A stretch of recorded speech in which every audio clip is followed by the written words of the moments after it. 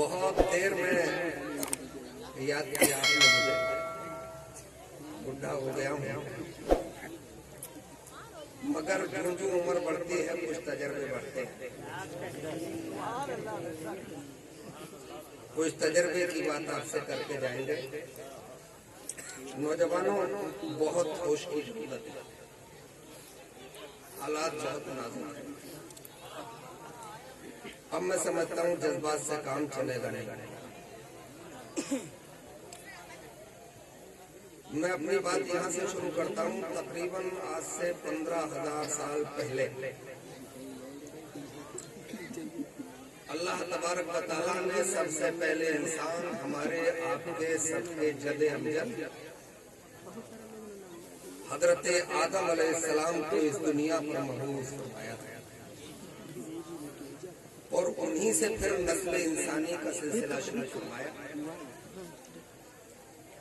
उन्हीं की नस्ल में अल्लाह तबारक व तआला ने 2,24,000 कमोबेश अंबिया और रसूल इस दुनिया में भेजे, और ये सिलसिला भी क्लोज फरमा दिया, बंद कर दिया हमारे आपके पूरी कायनात के आका व दाता जनाब मोहम्मद रसूलुल्लाह सल्लल्लाहु अलैहि वसल्लम। मगर औलिया अल्लाह का सिलसिला आज भी जारी है और रहती दुनिया तक जारी रहेगा। अब कोई नबी तो आएगा नहीं, ये अल्लाह वाले, ये मुस्तफा वाले जिनके बारे में कुरान ने कहा औलिया अल्लाह, अल्लाह के दोस्त, इन्होंने इस दुनिया में वो कारहाय नुमाया अंजाम दिए कि आज भी पूरी दुनिया हैरत में है। माइकल हार्ट एक अंग्रेज गुजरा है, बहुत बड़ा मुसन्निफ, उसने एक जगह लिखा, मुझे हैरत है एक ऐसा इंसान भी इस दुनिया में आया जो नबी नहीं थी, जो रसूल नहीं था, सिर्फ एक सच बोल के 40 डाकुओं को अल्लाह वाला बना।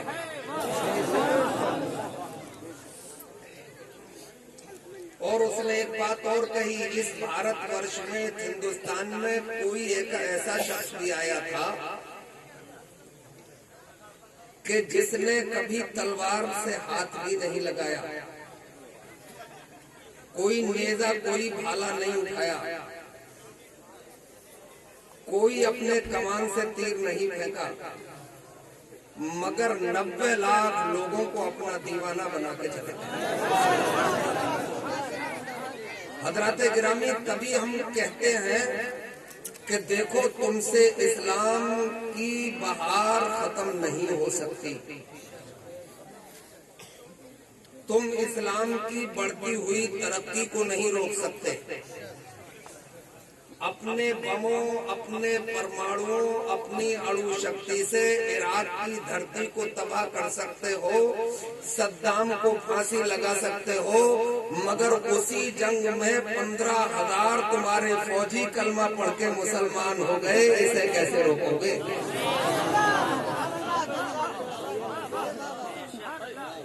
निकाली सैकड़ों नहरें के पानी कुछ तो कम होगा, निकाली सैकड़ों नहरें के पानी कुछ तो कम होगा, मगर फिर भी मेरे दरिया की तुग़यानी नहीं जाती। और घिरे हैं इस तरह 32 दांतों में ज़बां जैसे, घिरे हैं इस तरह 32 दांतों में ज़बां जैसे, मगर मुस्लिम की फिर भी हुए ईमानी नहीं जाती। मेरे इस्लामी भाइयों, तो हमें रोका तो नहीं जा सकता, मगर तुम्हें थोड़ा टर्न लेना पड़ेगा, तुम्हें थोड़ा वापस आना पड़ेगा।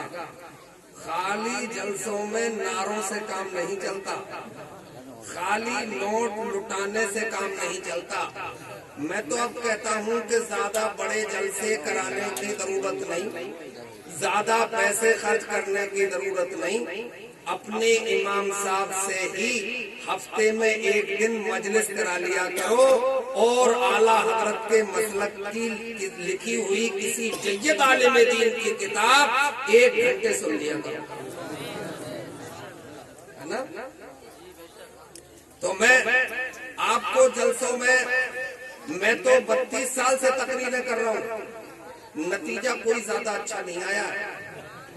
अगर अच्छा नतीजा आया होता तो कम से कम 99% नमाजी हो गए होते हैं?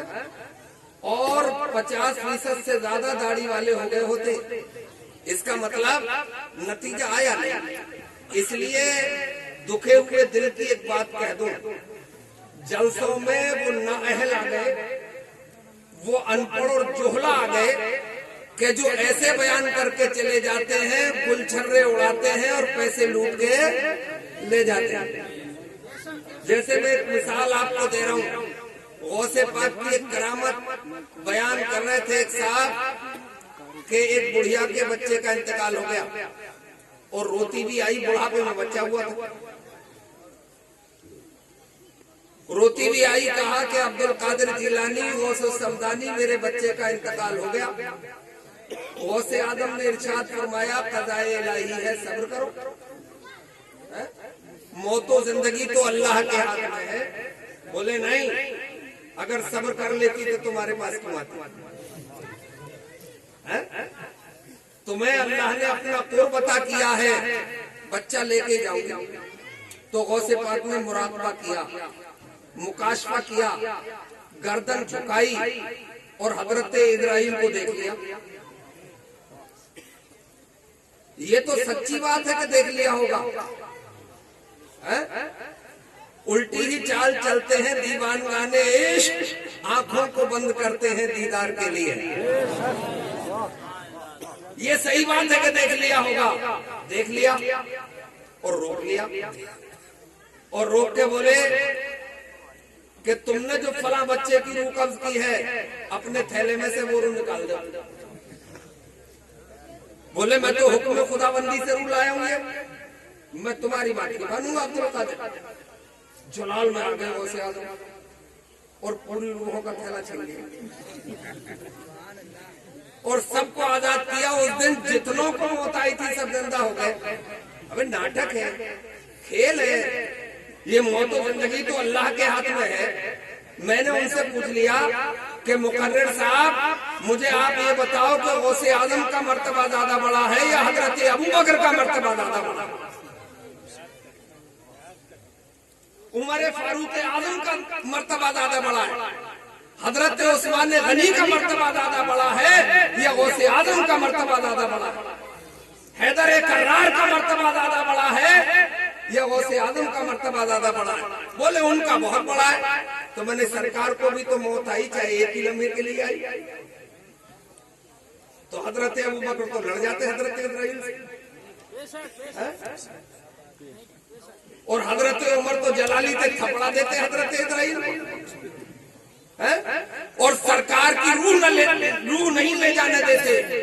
नहीं, ये क़ज़ाए इलाही है, मौत और जिंदगी अल्लाह के हाथ में है। ये करामतें हो सकती हैं, मगर मैं ये चैलेंज करता हूँ कि हजरत इब्राहिम के हाथ से कोई थैला नहीं छीन सकता।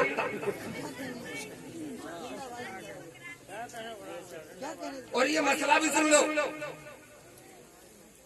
4 जो बड़े फरिश्ते हैं, ये फरिश्तों के रसूल हैं, हजरत जिब्राईल, हजरत मीकाईल, हजरत इसराफील, हजरत इस्राईल।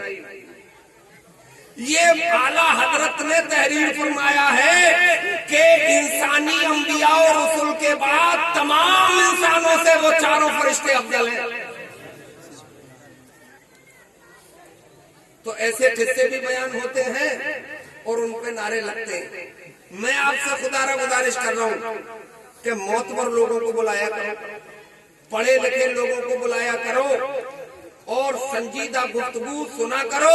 ये जलसे मजे लेने के लिए नहीं होते हैं, ये जलसे इश्क़ मुस्तफा दिल में मौजूदन करने के लिए होते हैं। ये जलसे खौफ खुदाबंदी पैदा करने के लिए होते हैं। जलसों को अफसाना बना दिया। बोले मजा नहीं आया तो सर्कस के जोकर को बुलाते हैं?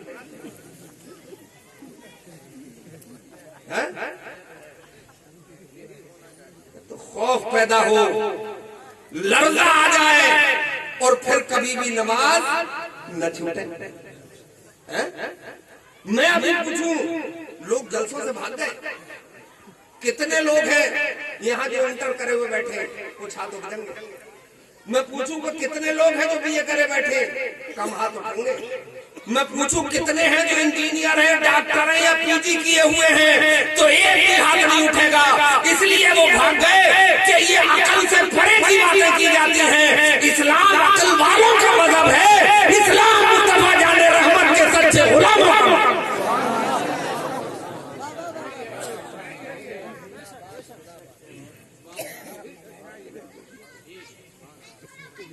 ग्रामी कदर, आप अगर ईमानदाराना जिंदगी गुजारे और गौसे आजम के सच्चे फॉलोवर बन के जिंदगी गुजारे तो फिर आपको ज्यादा तको-दो करने की जरूरत नहीं है, काम खुद ब खुद हो जाएगा। अगर जहन हाजिर है तो मेरी एक बात सुनिए। कुछ चीजें होती हैं अताई और कुछ चीजें होती हैं कसबी। अताई मतलब ये तुम्हारी खूबसूरत सी आंखें, अच्छी तो बहुत लगती हैं ये झील सी आंखें, पर डर इसलिए लगता है कि गहराई में। ये आपकी खूबसूरत सी आंखें, इनमें बताओ आपका क्या है? आपका क्या है? ये तो माँ के पेट से लेके आए हो, अल्लाह की अता है। ये खूबसूरत से होंठ, ये चमकता हुआ चेहरा, ये पूरा स्ट्रक्चर सब माँ के पेट से लेके आए हो। इसमें तुम्हारा तो कुछ नहीं है, मगर हाफिज बनने के लिए तो मेहनत करना पड़ेगा। आलिम बनने के लिए तो रात में जागना पड़ेगा। IAS IPS क्वालिफाई करने के लिए तो रातें काली करना पड़ेगा, है ना? इंजीनियर बनने के लिए तो पढ़ना पड़ेगा। यह है कसबी, हासिल किया हुआ, मेहनत के जरिए हासिल करना। हम उसके लिए तैयार नहीं। मैं बताऊं आपको, पूरी दुनिया की सबसे छोटी कौम का नाम है यहूदी। पूरी दुनिया में 1.25 करोड़ हैं। आप पूरी दुनिया में 1 अरब 75 करोड़ हो।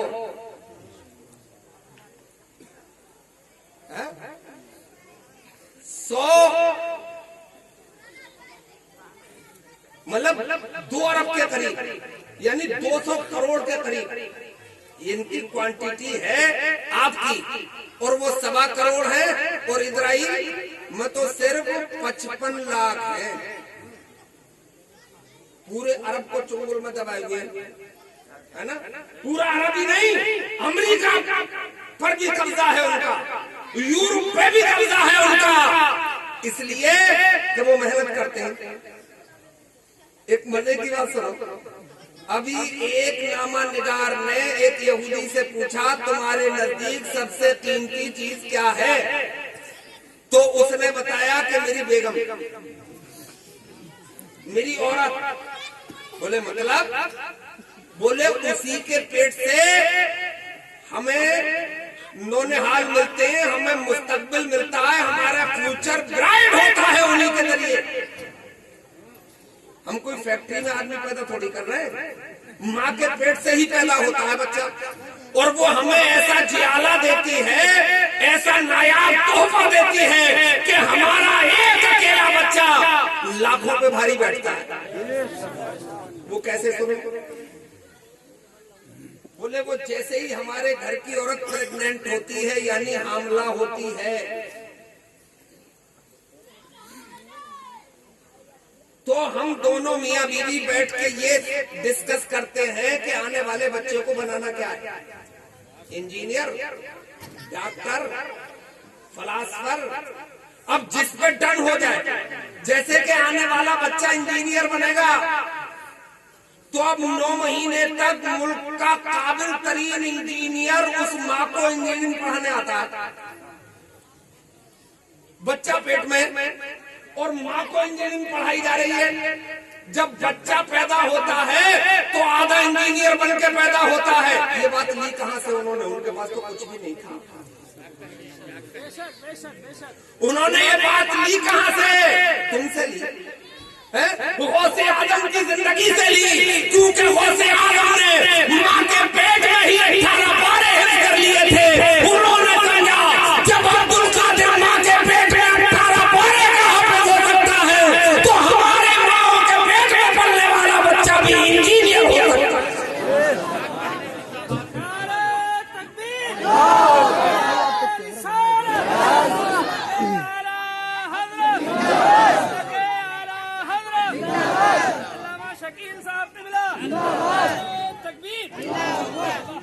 उन्होंने अमल कर दिया, अमल कर लिया, वो कामयाब हो गए। और हमारे घर में फुहड़ियां गाली देके और नाकारा पैदा करती रही, मगर वो से आदम की फाता जरूर दिलेगी। एक बार मत दिलाना फाता, कुछ भी नहीं होगा, मगर गुलाम वो से आदम तो पैदा करो। ये तो देखो तय है कि अब कोई इस मर्तबे का तो कुर्बे क़यामत तक पैदा होगा नहीं है? इस मर्तबे पर फाइज तो हजरत इमाम मेहदी होंगे। बड़ा डिस्टेंस है, मुझे पता नहीं है 400 साल भी लग सकते हैं, मगर ये दुनिया ज्यादा दिन टिकेगी नहीं। अब डगमगा गए इसके पिलर है ना, अब इसके पिलर डगमगा गए। डगमगाएंगे नहीं जब जालिम पैदा होंगे, डगमगा गए पिलर, तो मुश्किल से 400 साल ये दुनिया रुकेगी। आला हजरत अजीमुल बरकत ने कहीं तहरीर में फरमाया है कि 1900 हिजरी तक पूरी दुनिया में कोई भी इस्लामी हुकूमत नहीं रहेगी। 1443 44 कर रही है, 44 शुरू हो गई मुहर्रम से, तो बहुत कम वक्त रह गया है। तवज्जो है आप लोगों को? बात तो थोड़ी कड़वी लग रही होगी है ना? एक बार सुभान अल्लाह बोलते हैं तो मैं अपनी बात आगे बढ़ूंगा। हाँ, ऐसी बात मौलवी कहते नहीं है, इसलिए नहीं कहते हैं कि उन्हें आपको खुश करके पैसे वसूलना है ना। तो मैं अर्ज कर रहा था कि गौसे आदम की जिंदगी से उन्होंने ये ले लिया और कामयाबी के रास्ते बनते चले गए। आप एक बार कोशिश कर लो, एक नस्ल खपा लो, एक नस्ल आपने खपा ली तो आने वाली 10-20 नस्लों में कोई बिगड़ेगा नहीं। जब रास्ता बन जाता है तो फिर उस रास्ते पे आसानी से सफर किया जा सकता है। एक मिसाल दे रहा हूं आपको, अभी एक अंग्रेजों ने प्रैक्टिकल किया, एक कोच प्रैक्टिकल, बहुत दिन नहीं हुए उसको, तवज्जो रखो जरा थोड़ी सी। एक 10 बाई 12 का कमरा उन्होंने बनाया और जहां बीच में पंखे का कुंडा होता है नहीं, उस पर पंखा न लटका के केले की गेल लटका दी, पीले केलों की, और नीचे सीढ़ी भी लगा दी ताकि केलों तक आसानी से पहुंचा भी जा सके। और उसकी 2 दीवारों पर जबरदस्त फारे लगाए और अंदर 5 बंदर मौल साहब छोड़ दिए। अब बंदर जैसा उपद्रवी जानवर जो चैन से एक लम्हे भी न बैठे, जो उसकी जरूरत की चीजें नहीं है उन्हें भी बिगाड़ दे। भाई पजामा उसके किस मतलब का, उसे भी ले जाके फाड़ देगा।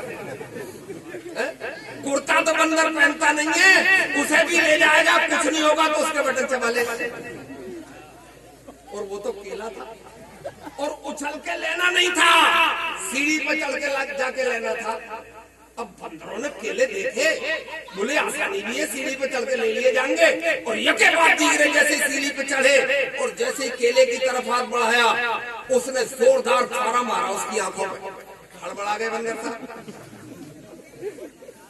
उसने फिर हाथ बढ़ाया, उसने दूसरी तरफ से फारा मारा।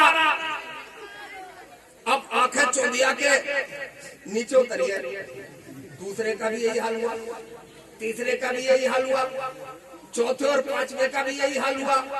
अब पांचों नीचे बैठे तो हैं, हसरत से केले को देख तो रहे, मगर ऊपर जाने की हिम्मत नहीं जुटा पा रहे कि ऊपर जाएंगे तो मुसीबत आएगी। अंग्रेजों ने उनमें के 2 बंदर निकाले और 2 बंदर नए अंदर डाले। जैसे ही 2 बंदर नए गए, उन पर तो मुसीबत आई नहीं थी अभी, वो लपटे केलों की तरह उन तीनों ने टांग पकड़ के खींचा, बोले भैया ऊपर मत जाइए, ऊपर जाते ही आफत टूटेगी, ऊपर मत चले जाना। मगर उन्होंने छुड़ाकर ऊपर जाने की मुकम्मल कोशिश कर ली, मगर उन तीनों ने उन दोनों को मार पीट के बैठा नीचे, क्योंकि वो झेल चुके थे। अंग्रेजों ने कहा खोल दो दरवाजा, उतार दो केले, खिला दो इन बंदरों को, अपना काम हो गया। बोले क्या काम हो गया? बोले तजर्बा हो गया कि एक नस्ल खपाना पड़ती है, फिर कुछ करना नहीं पड़ता, काम अपने आप होता चला जाता है। हमने 5 पे इस्तेमाल करके देख लिया, 2 पिछले निकाल लिए, तीनों ने आगे काम करना ही नहीं दिया। अगर सब नमाजी हो जाएंगे तो आने वाली सब नस्ल नमाजी हो जाएगी, अगर सब सच्चे हो जाएंगे तो आने वाली पूरी नस्ल सच्ची हो जाएगी।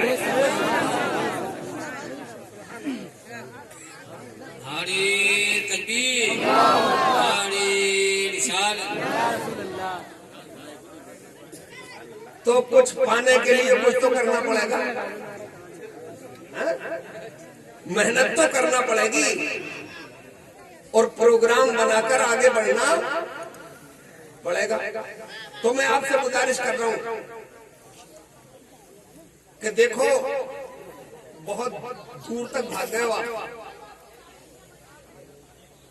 90% लोगों को वुजू के फराइज मालूम नहीं है, 99% अवाम को नमाज सही मानों में याद नहीं है। तो इसका मतलब भाग गए आप दिन से। मैं गुजारिश कर रहा हूं कि जितनी तेजी से भाग गए हो, कुछ कम रफ्तार सही वापस आ जाओ। अब बिल्कुल बाउंड्री के करीब हो आप, जो अल्लाह ने बाउंड्री बनाई है, जो उसकी हुदूद है। 2,24,000 अंबिया और रसूल आए इन्हें दिखाने के लिए कमोबेश कि ये मेरी हदें, इन्हें पार मत करना।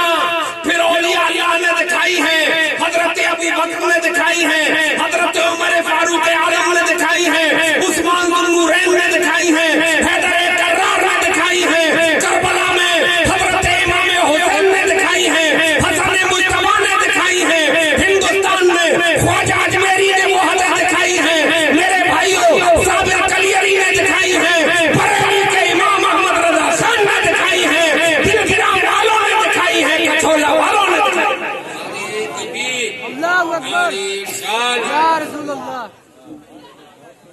मगर तुम बाउंड्री पे हो, जो हदें दिखाई गई हैं उन हदों की बिल्कुल करीब पहुंच गए हो, कूदने वाले हो। जिस दिन कूदोगे मारे जाओगे,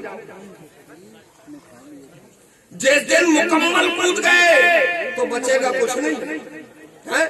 रब की तंगी है कि इन हदों को कूदना नहीं है। कूदे तो मारे गए। हाँ, फिरौन कूद गया था, हुकूमत के नशे में दरिया में डुबो के मारा है।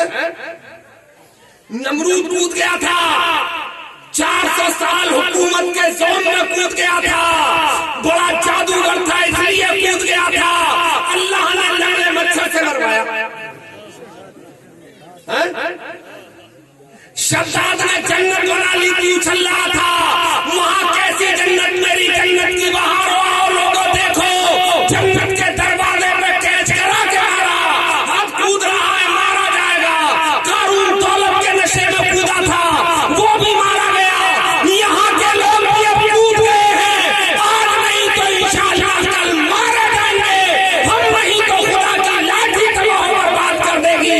तुम देखना, जुल्म फिर जुल्म है, बढ़ता है तो मिट जाता है, खून फिर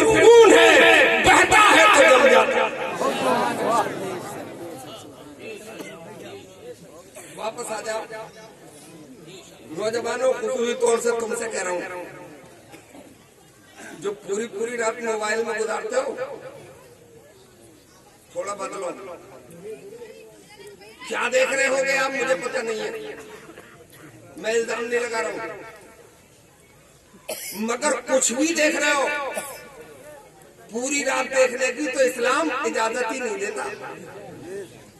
अल्लाह ने रात तो सोने के लिए बनाई है, एक आध दिन जलसे में गुजार दो, चलो चलेगा, मगर सब दिन रात को जागना, ये तो पैगंबर इस्लाम का तरीका नहीं है।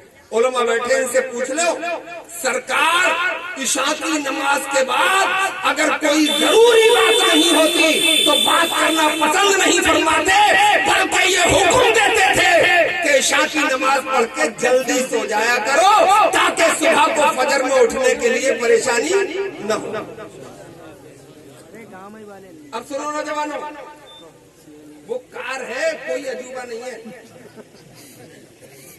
हमें देखो, पैगंबर इस्लाम ने फरमाया जल्दी सो जाओ, इशा की नमाज से फरागत किसी भी मौसम में 10 बजे से पहले हो जाएगी, है ना, हो जाएगी।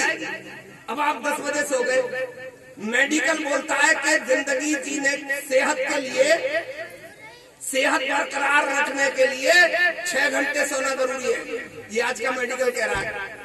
अब आप अंदाजा लगा लो, गिन लो, 10 बजे सो गए, 11, 12, 1, 2, 3, 4, 6 घंटे हो गए।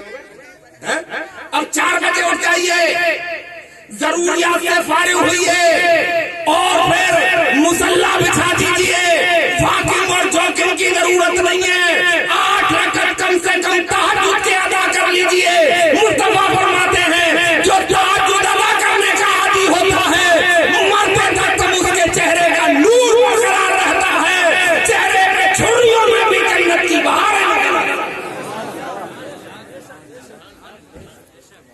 आपकी नींद भी मुकम्मल हो गई, मगर एक बात तो सुनो, अभी लंदन में इस बात पर तहकीक हो गई कि पैगंबर इस्लाम ने आया जल्दी सोने का हुक्म क्यों दिया। इसमें पोशीदा क्या है? पोशीदा तो बहुत कुछ होगा, मगर उन्हें एक बात मिल गई, मगर मजे की बात, इसमें जरूर मजा आएगा आपको। मेरे भाइयों, उन्होंने तहकीक की कि जब 10 बजे आदमी सोता है तो जो बॉडी की पैनक्रियाज है वो 10 से 12 बजे तक आदमी के लीवर पर वर्क करती है और 2 घंटे में लीवर को फ्रेश कर देती है और फिर उनका अमल हार्ट पर शुरू होता है, दिल पे। दिल की जो मेन नसें हैं, कैरोनरी आर्टरीज मेडिकल की जबान में, उनमें जो लावा जम जाता है, चिकनाई फैट जम जाता है, और जब वो नलियां बंद होती हैं तो आदमी को हार्ट अटैक होता है, दिल की धड़कनें बंद होती हैं, उसी को दिल की बीमारी कहते हैं, उसी को एंजाइना पेन की शक्ल दी जाती है, बेतहाशा दर्द, बेकरारी वाला दर्द। वो कहता है कि 12 बजे से 2 बजे तक वो पैनक्रियाज कैरोनरी आर्टरीज को फ्रेश कर देती है और फिर महाजन दिमाग पर 2 घंटे काम करती है, 2 घंटे में दिमाग फ्रेश हो जाता है, आपकी नींद पूरी हो जाएगी और सुन्नत मुस्तफा का और अमल का सवाब भी मिल जाएगा। आम के आम और गुठलियों के दाम। अल्लाहू अकबर। हल्के फुल्के डॉक्टर भी बैठे हैं, मगर मुस्तफा से बड़ा कोई डॉक्टर, मुस्तफा से बड़ा कोई तबीब, ये आज कह रहे हैं, मगर हम तो जल्दी सो जाएंगे, है ना, हम तो इस इरादे से सोएंगे, पैनक्रियाज क्या करेंगे, ये तो बोनस है, ये तो बोनस है, ये बोनस में मिल जाएगा। कि लीवर भी फ्रेश हो जाएगा, हार्ट भी फ्रेश हो जाएगा, दिमाग भी फ्रेश हो जाएगा। मगर हम तो ये सोचते सोएंगे कि पैगंबर इस्लाम ने फरमाया है हम अकल के घोड़े नहीं दौड़ाएंगे, इसलिए कि हमारा ईमान अकल पर नहीं है, मुस्तफा जाने रहमत पर है, उनके फरमान पर।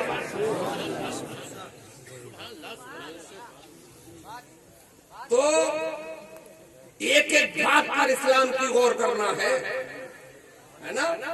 और यही तो गौसे आजम बता गए। कभी लुकमान हकीम से किसी ने पूछ लिया था कि आदमी बीमार क्यों होता है, आपने फरमाया फितरत से हट जाता है। क्या फरमाया? फितरत से भाग जाता है। बोले साहब सही कैसे होगा? बोले फितरत पे ले आओ। और इस्लाम दीन फितरत है, बचा लो गौ माता को, तुम भी नहीं बचोगे। मुझे एतराज नहीं है, बचाओ भाई, मैं कहाँ कुछ कह रहा हूँ, मुझे कोई एतराज भी नहीं है, मुझे कोई बेचैनी भी नहीं है। हमारा ईमान तो ये है कि हमारा राज़िक़ परवरदिगार है, वो हमें रिज़्क़ अता कर ही देगा। मगर बचा लो, आने वाले वक्त में भारत नहीं बचेगा, इसलिए कि ये फितरत के खिलाफ हो रहा है। और जब फितरत के खिलाफ होता है तो फिर बवाल पैदा होता है, मुसीबतें आती हैं, आफतें आती हैं।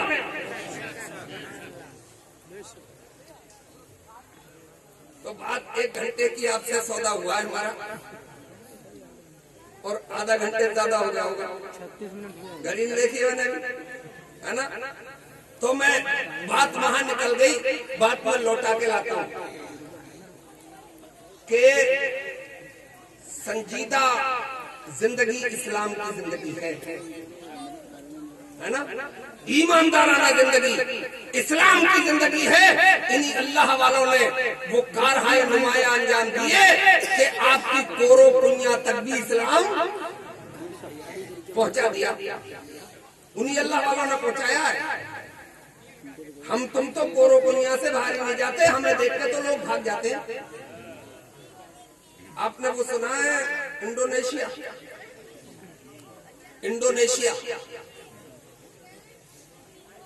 आरएसएस का दावा ये है कि वो भी हमारा है। हम तो कह रहे हैं जल्दी ले लो, हमारा तो मुल्क बढ़ेगा और भाई इजाफा होगा। हम तो ये कहते हैं पाकिस्तान को भी मिला लो, हम तो ये ऐलान करके जा रहे हैं कि भाई हमें भी साथ ले लो, बांग्लादेश को, है ना।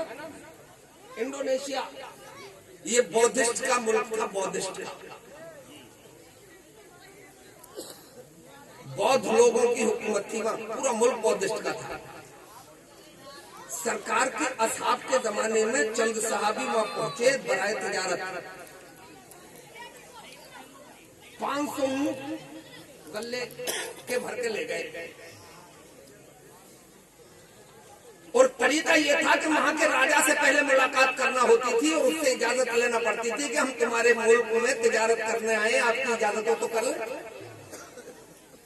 राजा से मुलाकात की तो राजा ने कहा, इनकार कर दिया, बोले नहीं हमारे यहाँ तिजारत का वक्त नहीं है, इसलिए कि मुल्क में तहसाली पड़ गई है, लोग भूखे मर रहे हैं, तुम्हें लूट लेंगे, तुम फिर मुझसे शिकायत करोगे आप, इसलिए कोई और मुल्क तलाशो। वो लोग आए, ताजिर लोग बाहर, मुसलमान, सुभान अल्लाह, गुलाम मुस्तफा अल्लाह के नेक बंदे आए और बोले यार ये भी तो अल्लाह ही के बंदे जो भूखे मर रहे हैं। बड़े मुजरिम इसलिए नहीं है कि इस्लाम का सही मानों में इन तक पैगाम अभी पहुंचा नहीं है। बोले फिर क्या करना है? बोले ये 500 ऊँटों का गल्ला फ्री में दे जाओ ताकि ये जरूरतमंदों तक पहुंचा दे और अल्लाह के बंदों तक, अल्लाह के बंदों का पेट भरेगा तो कुछ ना कुछ तो मुनाफा मिलेगा। पहुंच गए, बोले साहब तुम्हारे यहाँ तिजारत करेंगे। बोले यार अजीब पगले हो, मैं कहता हूँ कि चले जाओ लूट जाओगे। बोले साहब यहाँ से ज्यादा मुनाफा हमें कहीं नहीं मिल सकता। बोले वजह, बोले हम ये पूरा गल्ला आपको फ्री दे के जा रहे हैं, जरूरतमंदों तक पहुँचा देना। बोले अच्छा, बोले हाँ, तो बोले रुको। वो अंदर गया, नहा के आया और बोला भैया कलमा पढ़ा ले। बोले इस्लाम जबरदस्ती का मजहब नहीं है, यहाँ जबरदस्ती कुछ नहीं किया जाता। बोले अब तक मुझ तक गलत खबर पहुंची थी कि ये बड़े जालिम होते हैं, बड़े क्रूर होते हैं। तुम्हें देखा तो पता चला कि अगर यही इस्लाम है जो तुम्हारे पास है तो मुझे मुसलमान होकर जिंदा रहना चाहिए और इसी इस्लाम पर मुझे मौत आना चाहिए। सुभान अल्लाह सुभान। बोले फिर कलमा पढ़ा लो। बोले पढ़ लो, जब यही बात है तो जबरदस्ती नहीं है, प्यार से पढ़ लो, मोहब्बत से पढ़ लो। पढ़ लिया। अब जब वहां के बादशाह ने कलमा पढ़ा तो मुसलमान आ गए जोश में, नारा लगा दिया। कौन सा? अल्लाह अकबर वाला नारे तकबीर अल्लाह अकबर। और ये बात पहुंच गई थी इंडोनेशिया तक के जब वो मैदान में उतरते तो अल्लाह अकबर का नारा लगा के उतरते। फौज तक ये सब आवाज पहुंची। फौज ने महल घेर लिया। जनरल आगे बढ़ा। बादशाह ने कहा रुक जा भाई। बोले क्या हुआ? ये हमला हो गया। बोले साहब तलवार वाला हमला नहीं हुआ है, ये इनकी नजरों का हमला हुआ है और इसका वार सीधा मेरे दिल पे हुआ है। बोले मतलब? बोले तुम अब मुल्क संभाल लेना, मैं तो इन्हीं उलझे हुए बालों वालों के साथ जा रहा हूँ, मैं तो इन्हीं पहमट लगे हुए कपड़े वालों के साथ जा रहा हूँ। बोले मतलब? बोले मतलब ये है जब उनके सामने ये बयान किया तो चीफ जनरल ने भी कलमा पढ़ लिया, जनरल ने पढ़ा तो फौज ने भी पढ़ लिया, फौज ने पढ़ा तो पूरे मुल्क ने पढ़ लिया। झूठे हैं वो जो कहते हैं कि हम तलवार पर फैले हैं, हम तो अपनी सच्चाई की बुनियाद पर फैले हैं, हम तो अपने किरदार की बुनियाद पर। सुभान अल्लाह सुभान। नारे तकबीर, क्या है? नारे रिसालत।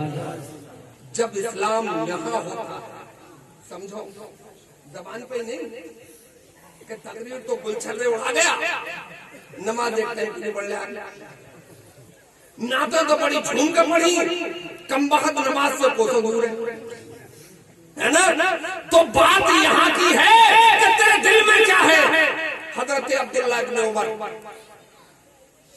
हजरत उमर रज़ी अल्लाह ताला अन्हु के साहबजादे, ये भी साहब ये रसूल है, और इनसे इतनी अहादीस मरवी है कि अगर इनकी रिवायत करदा अहादीस किताबों से निकाल दी जाए तो बुखारी और मुस्लिम छोटी हो जाएगी। वो बयान करते हैं कि मैं सफर के महीने में, मुहर्रम के बाद एक महीना आता सफर, मुल्क के शाम के सफर में था, मेरे पास तोशा भी था यानी खाने का इंतजाम भी था, मेरी खरदीन में रखा था, सर पर घोड़ा दौड़ लिया था। एक मंजिल मैंने तय की थी कि मुझे भूख का एहसास हुआ, सोचा खाना खा लूं, फिर ख्याल आया अकेले खा लूं, चलो और थोड़ा सा घोड़ा बढ़ाएं, कोई मुसाफिर अगर मिल गया तो साथ में बैठ के खाना खा लेंगे, दो फायदे होंगे, एक तो मेहमान की वजह से खाने में बरकत हो जाएगी और दूसरे मेहमान के साथ जो खाना खाया जाता है हश्र के मैदान में हिसाब किताब से नहीं बैठा। एक मंजिल और तय करी, एक दरख्त नजर आया और दरख्त के साये में लाठी टेके हुए खड़ा एक शख्स नजर आया। बोले हो गया अपना काम, जजीरतुल अरब है, यहाँ कुफ्र तो गायब है, मुसलमान ही होगा, इसके साथ बैठ के खाना खाएंगे। तबता हुआ रेगिस्तान पहुंच गए, उस दरख्त के नीचे घोड़े से उतरे, खरदीन में से खाना निकाला, खोला, कहा भाई आ हाथ धोले। बोले आप बिस्मिल्लाह पढ़िए। बोले यार खाना खा ले साहब, एक मंजिल एक्स्ट्रा तय करके आया हूं तेरे लिए। ने कहा 12 कल्ला तो आवे, अल्लाह बरकत करे तुम्हारे खाने में। बोले यार बरकत में इजाफा हो जाएगा, तू शामिल हो जाएगा। उसने कहा ये जिद्दी है, मानेगा नहीं। उसने अपना राज खोल दिया, भाई रोजा है मेरा, भाई सफर का महीना, रोजा पड़ा तो है नहीं। अरब का तपता हुआ रेगिस्तान, इतनी गर्म हवाएं के जो जिस्म झुलसा दे, जबान खुश्क कर दे, गले में कांटे खड़े कर दे। रोजे से बड़ा नेक लग रहा, आप कहने का तो मकसद नहीं था, रोजेदार से कौन के खाना खा ले। उन्होंने खाना तनावुल फरमा लिया, ख्याल आया आजमाऊंगा, कहीं ऐसे ही तो बहाना नहीं कर रहा। खाना खाया, हाथ धोए, और वो बकरियां जो चरा रहा था उसकी एक बकरियों की तरफ गए और एक खूबसूरत सी बकरी पे हाथ बढ़ाया और फरमाया यार बकरी बड़ी खूबसूरत है। बोले वो तो है। बोले बेचोगे? बोले मालिक नहीं हूं, मालिक नहीं हूं, मैं तो गुलाम हूं, किसी का चरवाहा हूं, उसका गुलाम हूं, उसकी बकरियां चरा रहा हूं। तो हजरत अब्दुल्ला इब्न उमर फरमाते हैं मैंने उस पर फिर दूसरा वार किया। बोले बेच दे, मालिक से जाके कह देना एक बकरी भेड़िया ले गया।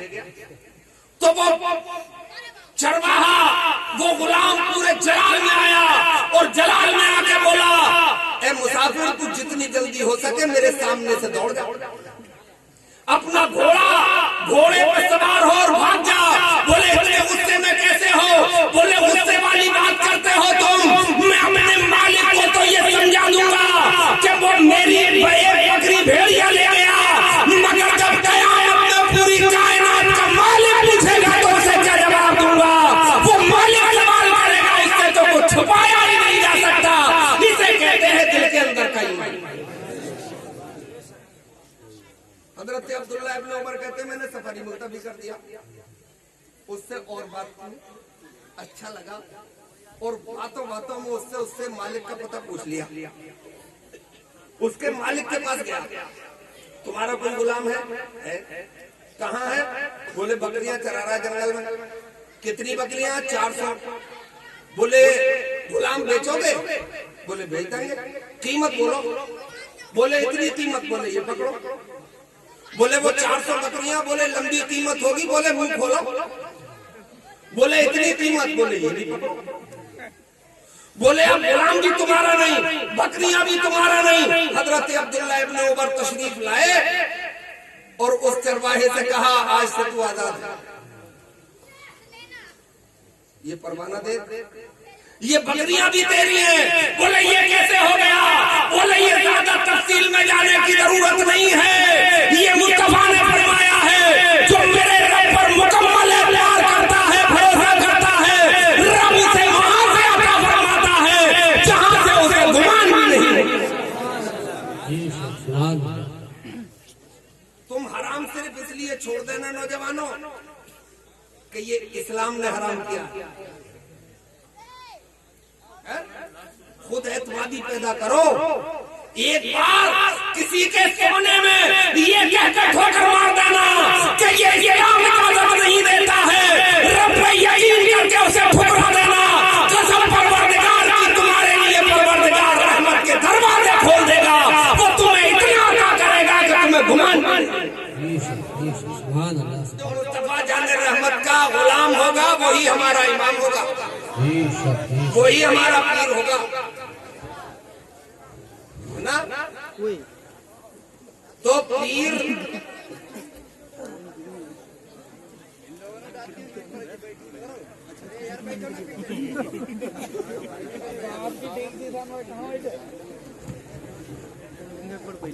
तो खानदान रिसालत के अजीम शाहकार, दुनिया के सबसे अजीम खानदान के शहजादे हुजूर सुहेल मिल्लत की जलवागरी हो गई। अब सूरज के आगे चिराग तो जलेगा नहीं, मगर कुछ फरमाइशें भी हैं। वो फरमाइशें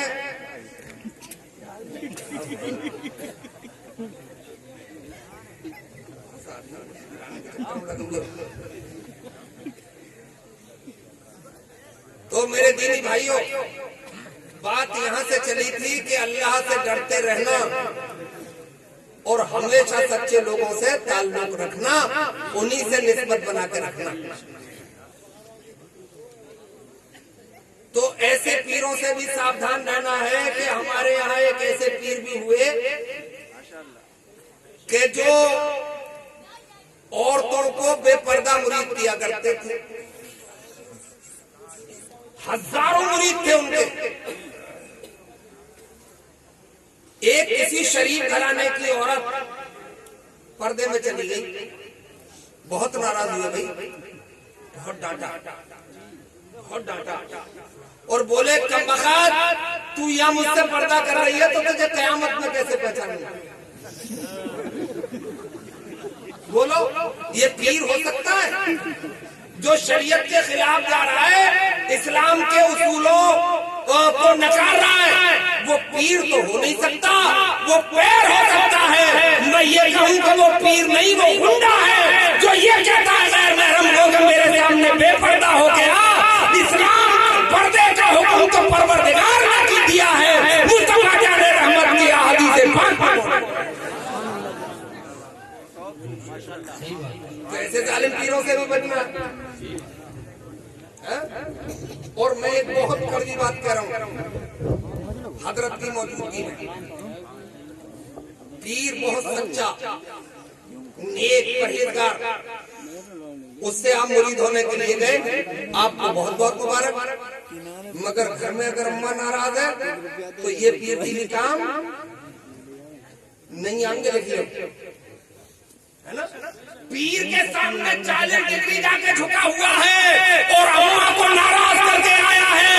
अम्मा भी तेरी पीर ही है, उन्हें राजी करके आ, जब इनके हमें हाथ दे तो तेरा बेड़ा पार हो जाएगा, तेरी कश्ती कभी डूबेगी नहीं इंशाअल्लाह। सुभान अल्लाह, सुभान अल्लाह। बेशक का भी ख्याल रखना है ना, बाप का भी ख्याल रखना है। और जो पीर सिर्फ अपनी झोली भरने के चक्कर में लगा हो तो ऐसे पीरों के चक्कर में मत फंस जाना, है ना? वो जो अल्लाह वाले होते हैं, दुनिया जमीर जिंदा रख के, ईमान जिंदा रख के, किरदार जिंदा रख के अगर मिलती है तो इनकार नहीं है। अगर जमीन की चिड़िया हलाल होती है तो अल्लाह वाले उसे जूतों की नोक में मार देते हैं और ये ऐलान करते हैं कि हम दुनिया में दुनिया के लिए नहीं आए हैं, हम तो इस दुनिया में मुस्तफा जाने रहमत के लिए। सुभान अल्लाह, सुभान अल्लाह। अपने आला हज़रत जी को ले लो, जिम्मेदार थे बहुत बड़े, खाली मौलवी साहब नहीं थे, कई इलाकों के मालिक थे, बदायूं में करतौली के मालिक थे, जिम्मेदार थे, सहसवान में भी जिम्मेदारी उनकी थी। उन्हीं के खानदान का लाहौर में शीश महल है, दातागंज उन्हीं की मौरूसी था, मगर पूरी उम्र ज़कात ही फर्ज नहीं हुई। क्यों? मालदार को तो ज़कात फर्ज होती है, मगर जब माल को 1 साल गुजर जाए इकट्ठा ही होने दिया, इकट्ठा नहीं होने दिया। आपके बदले भाई मौलाना हसन रजा खां साहब आके बताते कि इतना गल्ला हो गया, इतनी आमदनी हो गई, तो आप फरमाते जरूरत के लायक रोक लिया करो, बाकी सब जरूरतमंदों में तकसीम है? ये शान थी उनकी, इसलिए कि दुनिया में जरूरत के लायक ही काफी है, जरूरत से ज्यादा की कोई जरूरत नहीं। तभी तो मैं एक बात वाक्य सुनाऊंगा आपको, एक घंटा होने में देर है भी इसलिए बोलिए। वो शाहजहां बादशाह नाम सुना होगा, वही दिल्ली की जामा मस्जिद वाले बादशाह, वही लाल किला वाले जो दिल्ली में बनाया और आगरे में, वही ताजमहल वाला। उनके दरबार में एक बहरूपी आया करता था, अपना नया रूप धारण करके, और उन्हें धोखा देके इनाम ले जाता था। जब औरंगजेब अलैहिर्रहमत की ताजपोशी हुई तो वो बड़ा खुश था कि आज बहुत माल मिलेगा, आज कोई स्पेशल रूप धारण करो। रंग बिरंगे रूप में आया और जैसे किले के अंदर इन हुआ, औरंगजेब अलैहिर्रहमान ने वहीं से रुक गया, बोले रुक जा भाई, रुक गया, बोले वापस चला जा, तू मुझे धोखा नहीं दे सकता। बोले हुजूर एक बात तो अर्ज करने का मौका दे दे, जान बख्श दे तो मैं कुछ अर्ज कर दूं। बोले बोलो। बोले अगर धोखा दे दूं तो? बोले दे नहीं पाएगा। बोले दे दूं तो उसका जवाब दो। बोले मुंह मांगा इनाम दूंगा। बोले याद रखना, बोले चल अपना काम कर, नाम मर्दों का दुनिया में मशहूर है, न हटाते हैं पीछे बढ़ाकर कदम। बोल दिया वो बोल दिया, जो कह दिया वो कह दिया। बहरूपिया ने दिल्ली छोड़ दी।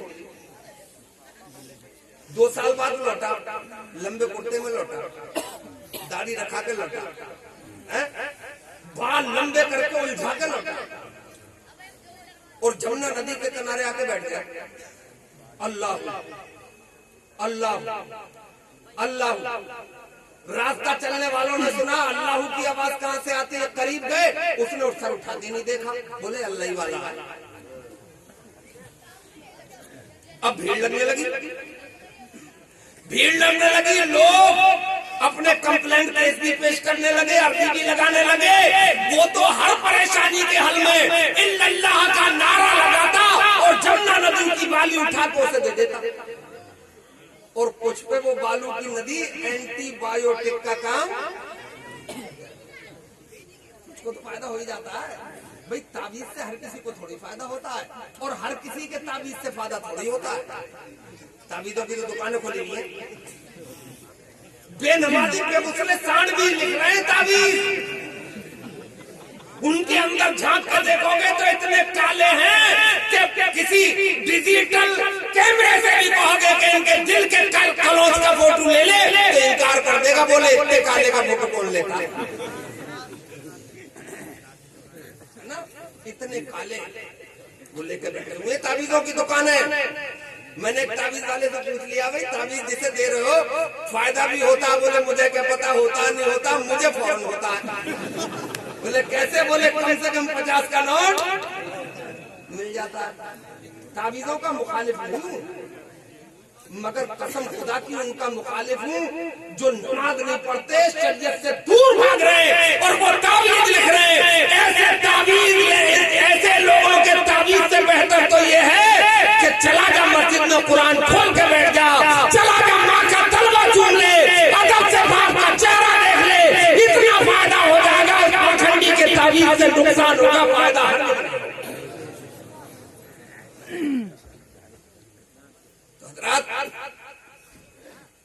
इल्लल्लाह का नारा लग रहा है। अब भीड़ खूब होने लगी, लोग 10 बस्ता खड़े। उन्हें क्या पता बहरूपिया। एक दिन वजीर ममलिकत का भी गुजर हो गया वहां से, उसने भीड़ देखी। बोले कैसे भीड़? करीब गया, करीब जाकर देखा कि एक शख्स है बीच में बैठा है, अल्लाह अल्लाह कर रहा। लोग 10 बस्ता खड़े अपनी अर्जी लगा रहे और वो अल्लाह का नारा लगा रहा और बालू नदी दे रहा उठा के। उन्होंने भी अर्जी लगाई कि हुजूर मुझ पे भी मेहरबानी कर देते। इल्लल्लाह बालू नदी दे दी उसे भी। बादशाह सलामत कुछ दिनों उनसे खफा रहे थे, मगर इत्तेफाक देखिए कि जब वो दरबार में पहुंचे तो उनका खैर मकदम किया गया। बोले आओ वजीर साहब, कहाँ थे, कहाँ गए थे? अरे बोले साहब गए कहाँ थे, हम तो एक ऐसे दरबार से आ रहे हैं कि ऐसा आदमी नहीं देखा आज तक। बोले क्या? बोले हजारों की भीड़ चारों तरफ है, मगर अल्लाह अल्लाह कर रहा। हुजूर आप भी कदम रंजा फरमा देते तो। अरे बोले बिल्कुल चलेंगे, हम तो इतना लंबा सफर करके अजमेर जाते हैं, ख्वाजा कुतुबुद्दीन की बारगाह में जाते, ख्वाजा निजामुद्दीन औलिया की बारगाह में जाते हैं। भाई चलो यहाँ भी चलेंगे, चले। और जब शहंशाह चला तो फौज भी चली, पैदल पलटन चली तो घुड़सवार भी चले, एक जम्मे गफीर चला। और जैसे ही नदी के किनारे पहुंचे, बादशाह ने कहा रुक जाओ, घुड़सवार उतर जाओ, उतर के जूतियां उतारो, पैदल पलटन तुम भी जूती उतारो, हम भी जूती उतारते हैं। किसी दुनियादार की बारगाह में नहीं जा रहे, अल्लाह वाले की बारगाह में जा रहे हैं। दिल भी संभाल के चलो, नजरें भी संभाल के चलो। उसने कनकियों से देख लिया, आंखें नटेर के। बोले फंस गई चिड़िया जाल में, आज मुआ ना मिलेगा। करीब पहुंचे और जैसे ही बादशाह सलामत दस्तबोसी करना चाहते थे, बहरूपिया खड़ा हो गया। बोले रुक जाओ बादशाह सलामत। वही बहरूपिया हूँ जो 2 साल पहले लंगूर बन के आया था। अरे बोले मिल गया धोखा, तेरे कुर्ते ने धोखा दे दिया, तेरे लिबास ने, तेरे रंग ढंग ने धोखा दे दिया। मगर मुझे अपना कौल भी याद है। बोल क्या मांगता है? जैसे ही कहा क्या मांगता है, बहरूपिये के जहन का चैनल बदला। चैनल बदला तो सोच भी बदली और फौरन जहन में आया, अरे अभी तो मैंने अपने मौला को सिर्फ जबान से याद किया, तो इतना बड़ा बादशाह पे छुप गया। ये जहन में आया, बादशाह सलामत कह रहे, मांगता क्यों नहीं? कर दूंगा हो गया। अरे हिंदुस्तान मांगेगा दे दूंगा, बात का पास रखूंगा। बोल मांग। बोलता क्यों नहीं? बोला हुजूर वाला वापस चले जाते तो मेहरबानी होती। बोले क्यों? बोले क्या दे देंगे मुझे आप? हिंदुस्तानी तो दे देंगे, भारतीय तो दे देंगे, और क्या देंगे? बोले दे दूंगा, वादा कर चुका हूं। बोले चाहिए। बोले हो क्या गया? बोले हुजूर वाला अब चैनल बदल गया। चैनल बदलेगा तो बोली बदलेगी। हर चैनल पर रवीश कुमारी थोड़ी बोलता है, किसी चैनल पर सुधीर चौधरी भी तो बोलेगा, अंजना ओम कश्यप भी तो बोलेगी। अब चैनल बदला है। बोले क्या? बोले जब मैंने सिर्फ जबान से अपने मौला को याद किया, कोई बड़ी खलकत और तुम जैसा बादशाह मेरे दरबार में हाजिर है। अब चले जाओ, मैं अपने दिल से परवरदिगार को याद करूंगा। मुझे यकीन है कि कायनात मेरी ताबे और फरमाबरदार हो जाएगी। तो बोलो, दिल से अल्लाह अल्लाह करो तो अब्दुल कादिर गौसे आजम बनेगा। जब दिल से अल्लाह अल्लाह होगी तो संजर का मोइनुद्दीन दिलों का राजा बनेगा। जब दिल से अल्लाह अल्लाह होती है तो कलियर का चांद बनता है। जब दिल से अल्लाह अल्लाह होती है तो बरेली का इमाम मोहम्मद रजा खान बनता है। नारे तकबीर, नारे रिसालत। अपने मौला को याद करो। गौसे आजम का जिक्र ही नहीं बल्कि उनके बताए हुए रास्ते पे चलो। और अल्लाह वालों से इनसे इसलिए मुंसलिक रहो कि इनसे मुंसलिक रहकर जैसे कि गोया के दुनियावी एतबार से आप डॉक्टर की देख रेख में हैं। कोई दवा रिएक्शन तो न कर जाए। ये दवा तो भर्ती के लिए भी लिख सकता है डॉक्टर, जो तुम्हें भर्ती करके लिख रहा है। घर की बोतल लग सकती है, बोलो, मगर एडमिट रख रहा है हफ्तों, इसलिए कि दवा नाम तोल के चल जाए और कोई रिएक्शन ना हो जाए। रिएक्शन हो जाए तो फौरन कमर हो जाए। ये जिस्म का मामला है, मगर जब रूह में रिएक्शन होता है तो फिर उसे अल्लाह वाले इंजेक्शन देते हैं और वो इसके मुस्तफा का इंजेक्शन होता है, वो गौसे आजम के दरबार का इंजेक्शन होता है, वो बिलगिराम वालों के दरबार का इंजेक्शन। सुभान अल्लाह, सुभान अल्लाह। हजरात तकरीर खत्म कर दी मैंने। अब मैं गुजारिश कर रहा हूँ जो हर जगह कर रहा हूँ, आपसे भी कह दूं, सर्दी है, लग रही है। अब नहीं लगती होगी इसलिए कि भीड़ में बैठे हो। आदमी के एक दूसरे से गर्म शुआएं जो निकलती है, हिद्दत होती है बॉडी की, एक दूसरे को राहत पहुंचती है और भीड़ में कम सर्दी लगती है। तो मैं आपसे गुजारिश कर रहा हूँ कि सुबह को फजर की नमाज पढ़ना और फजर की नमाज पढ़ के जब नाश्ता कर लो, खूब इत्मीनान के साथ बैठे हो, जहन हाजिर हो, तो 10 मिनट के लिए गर्दन झुकाना और 10 मिनट गर्दन झुका के आंखें बंद करके सोचना, मंथन करना। कोई पड़ोस में, रिश्तेदारी में, कहीं अजीज व अकारिब में ऐसा घर तो नहीं है कि जिस घर में इस कड़ाके की सर्दी में एक माँ फटे हुए कंबल में अपने 2-3 बच्चों को लेके पूरी रात बेचैनी से गुजार देती है। सही बात है। 10 मिनट में बदल जाए। अगर ऐसा हो तो खुदारा आपसे गुजारिश है, 10 का गुजारिश करता है कि खूबसूरत सा लिहाफ असली रुई वाला बनवाना, चुपके से उसके घर पहुंचा देना। अगर एक रात भी वो माँ अपने बच्चों को लेके पैर फैला के चैन की नींद सो गई तो मैं चैलेंज कर रहा हूँ, हजारों जलसे कराने से ज्यादा का सवाब परवरदिगार आपको अता फरमाएगा। अल्लाह या रसूल अल्लाह। ये बात क्यों कही है मैंने, इसके पीछे लॉजिक है, वजह है। मैंने हदीस पाक में पढ़ा है, मुस्तफा फरमाते हैं कि पिछली उम्मतों में एक मरते हुए कुत्ते को एक फाहिशा औरत ने, जिसे रंडी कहते हैं, अपने पानी पिला दिया था, उसकी जान बच गई थी, तो अल्लाह ने उस पर इतना करम फरमाया कि उसे बलिया बना दिया, अपने दोस्तों में उसका शुमार कर लिया। एक पलीद जानवर पर, नापाक जानवर पर मेहरबानी का इतना बड़ा इनाम है। चलो अब वक्त नहीं, हजरत आ गए ना, फिर आऊंगा तो सुना दूंगा। जब तुम्हें याद ही क्या सुन रहे। चलो फिर भी नौजवान है, इसकी फरमाइश का एहतराम है, आऊंगा, बार बार आऊंगा आपके यहाँ। और मैं ऐसे दिलजला आदमी हूँ, मुझे याद तो कुछ रहता नहीं, बस जो आता है वो कहता हूँ। तो एक पलीद जानवर पर मेहरबानी का इतना बड़ा इनाम है। अशरफुल मखलूकात पर अगर आपकी मेहरबानी हो गई तो अल्लाह ताला कितना बड़ा इनाम अता फरमाएगा, इसका अंदाजा मुझे नहीं है, मगर मुझे ये पता है कि बहुत बड़ा इनाम देगा, है ना। तो बस आखिरी बात कहते कि मुझे दिल दिया है तो तड़प भी दे,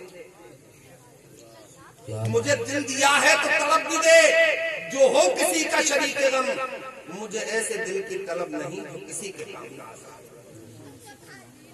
किसी के दर्द का धर्मा बनो, किसी परेशान हाल की परेशानियों को दूर करने की जितनी आपको अल्लाह ने वसअत दी उतनी कोशिश किया करो। और देखो, जायज खर्च पर मैं समझता हूँ कभी भी कमी, जिसका हक है उस तक पहुँचाने में कभी भी कमी नहीं आती, क्योंकि देने वाला तो अल्लाह है और उसके खजाने में कोई कमी बोलो नहीं है। ये हमारा ईमान है, ये हमारा यकीन है। और अल्लाह भी तभी अता करता है कि जब मुस्तफा जाने रहमत सल्लल्लाहु अलैहि वसल्लम से सच्चा लगाव, उसके नेक बंदों से सच्चा लगाव होता है। और आला हजरत ने तो साफ कह दिया कि कौन देता है देने को मुँह चाहिए, देने वाला है सच्चा हमारा नहीं। इस्लाम जिंदाबाद पाइंदाबाद। भाई कोरो कुनिया वालों, आप भी जिंदाबाद पाइंदाबाद। और आप मुबारकबाद के इसलिए ज्यादा लायक हो कि जिनका जिक्र करते हैं उन्हीं के शहजादे आपकी महफिल में जलवा करें। अल्लाह इन्हें भी सलामत रखे और इन जैसे बुजुर्गों का साया हम जैसे नालायकों के सरों पर तादेर कायम व दायम रखे। अस्सलाम।